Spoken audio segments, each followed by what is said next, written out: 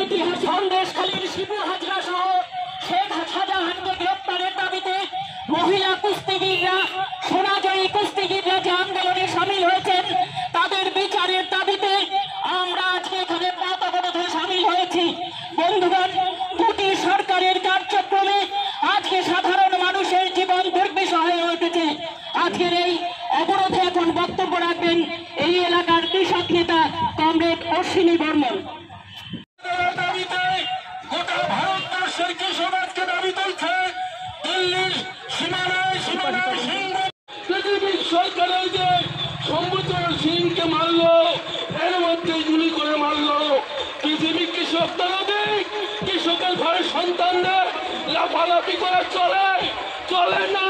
মুসুরের ডাল বলুন, সর্ষে তেলে সর্ষের তেল সমস্ত দ্রব্য আজকে মজুত করে তারা বেশি দামে বিক্রি করছে। আর কৃষক যখন বেছে ফসল ওঠে তখন দাম থাকে। দুষ্কৃতীদের গ্রেপ্তার করা অবিলম্বে দৃশ্যমান শাস্তি দাবিতে অবরোধ চলছে।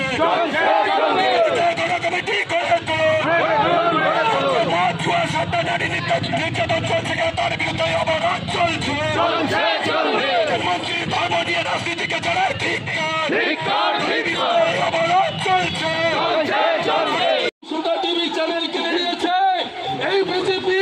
আম্বানি আদানির টাকা পকেটে তুলে আজকে সিদ্ধান্তের বিরুদ্ধে, নারীদের চেতনার বিরুদ্ধে, দ্রুততালের যে ভুলতার বিরুদ্ধে, কৃষকের কৃষি পণ্যের ন্যায্য মূল্যের দাবিতে চলছে।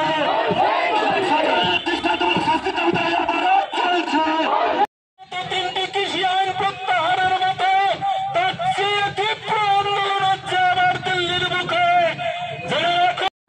ঘোষণার দাবিতে সন্দেশখালীর শিবু হাজরা সহ শেখ শাহজাহানকে গ্রেপ্তারের দাবিতে মহিলা কুস্তিগিররা, সোনাজয়ী কুস্তিগিররা যে আন্দোলনে সামিল হয়েছেন তাদের বিচারের দাবিতে আমরা আজকে এখানে পথ অবরোধে সামিল হয়েছি।